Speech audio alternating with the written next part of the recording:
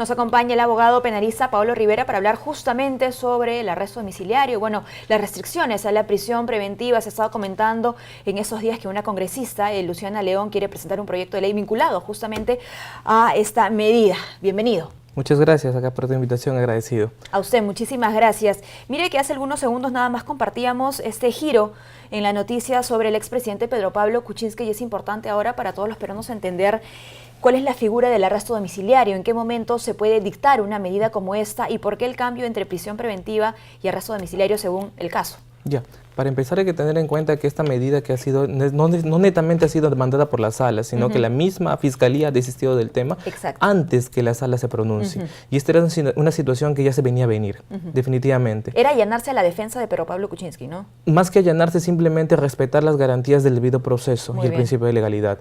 Esta era una situación totalmente abismal y ya lo habían dicho varios colegas juristas, que era una situación totalmente arbitraria. El expresidente Pedro Pablo Kuczynski tenía exactamente todas las condiciones para tener un arresto domiciliario, y la defensa justamente hace unos minutos, que estaba con el doctor César Nagasaki, argumentaba específicamente la edad. Lógicamente era un adulto mayor y cabían los supuestos sumado a esto o aunado a esto la situación crítica de su salud. Estas situaciones encajaban perfectamente en un arresto domiciliario. ¿A eso se refiere con que encajaba con o tenía las condiciones para que se le dicte un arresto domiciliario? Por supuesto. Hay que tener en cuenta acá las situaciones principales. La prisión preventiva ya se ha venido conversando hace varios meses en el uso abusivo y extensivo de esta medida. La Corte Interamericana de Derechos Humanos incluso ha hecho un pronunciamiento que no es de ahora, sino ya del de año hace varios 2017. Meses, y en el 2017 también, ¿no? Esta preocupación que tiene por el uso excesivo de dictar prisión preventiva. ¿Es realmente un uso excesivo, extremo, o estamos hablando de una medida extrema para una coyuntura extrema también, en la que vemos a muchísimas autoridades, ex autoridades implicadas en este caso gravísimo de corrupción? Lo que sucede es de que la medida de la prisión preventiva es una medida de coerción procesal personal, establecida legalmente para nuestro nuevo Código Procesal Penal para aquellas personas que aparentemente existan graves y fundados elementos de convicción. Para el común de la gente indica que el delito esté cuasi probado, se entiende. Entonces, esta situación generalmente no se da. Para llegar a este punto hay que tener en cuenta una estadística básica. El Instituto Nacional Penitenciario ha establecido que se está hablando enormemente, que hay aproximadamente 40% de los presos con prisión preventiva. 40.000 personas con prisión aproximadamente, 40% totalmente. Y eso es absolutamente abismal.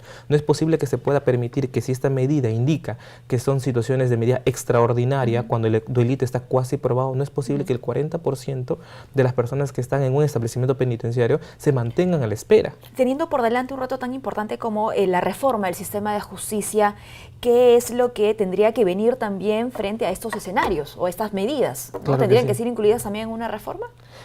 A mi criterio personal considero que no es el momento adecuado ahora para una reforma.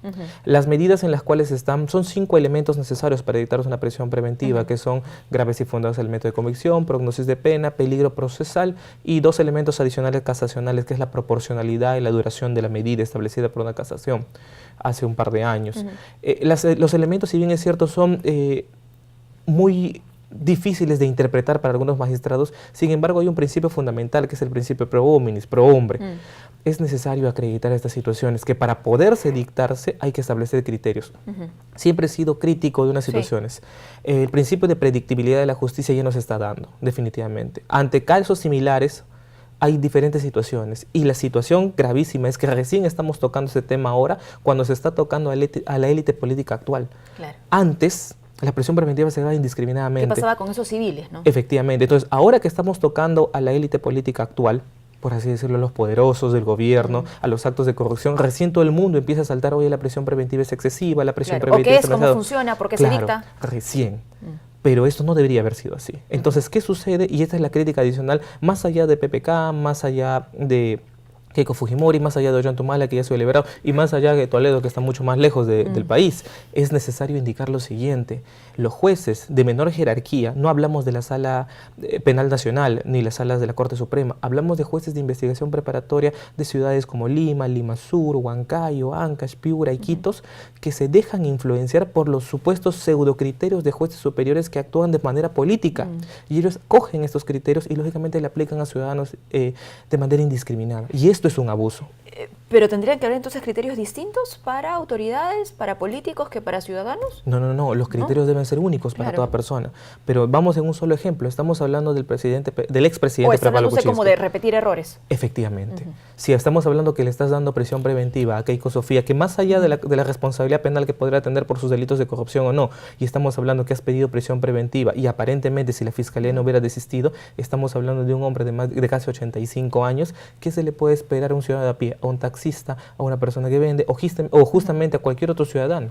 Ahora, lo positivo es que la comunidad jurídica quiere hacer una reflexión sobre todo esto que está pasando. En la edición número 11 del Pleno Jurisdiccional Supremo Penal 2019 se van a discutir justamente estos criterios, cuando hablaba usted sobre la interpretación.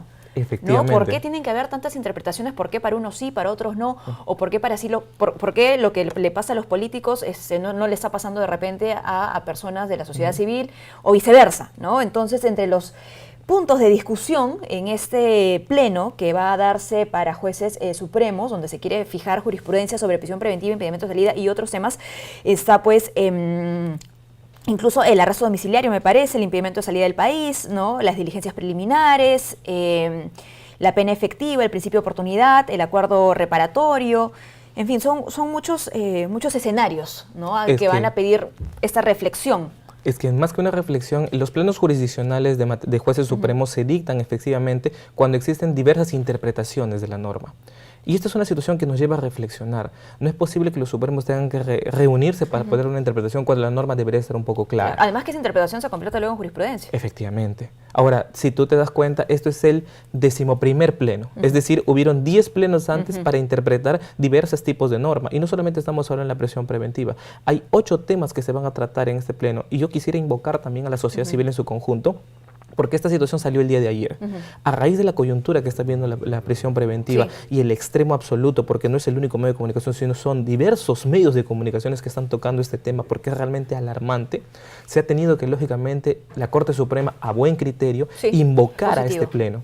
Es necesario acreditar eso. Y lo importante, lo principal es, yo exhorto a los colegios de abogados, porque tenemos hasta el 15 de mayo juristas, colegios de abogados, estudios jurídicos y la sociedad civil en su conjunto para presentar reflexiones y proyectos en los cuales podrían acogerse por estas situaciones. Entonces, no es solamente, y esto es importante, no es solamente salir a dar una opinión o empezar criollamente en las situaciones de los ciudadanos, que todos son opinólogos ahora en las redes sociales, desde un político hasta un ciudadano, sino empezar a hacer cambios. Y para poder hacer cambios, esto es un punto fundamental para poder plantear las ideas en las cuales se podrían llegar a acuerdos. Por ejemplo, independientemente de estas situaciones, yo considero que es necesario precisar muy bien el tema de la obstaculización y el peligro de fuga. ¿Cuáles son los criterios para determinarse?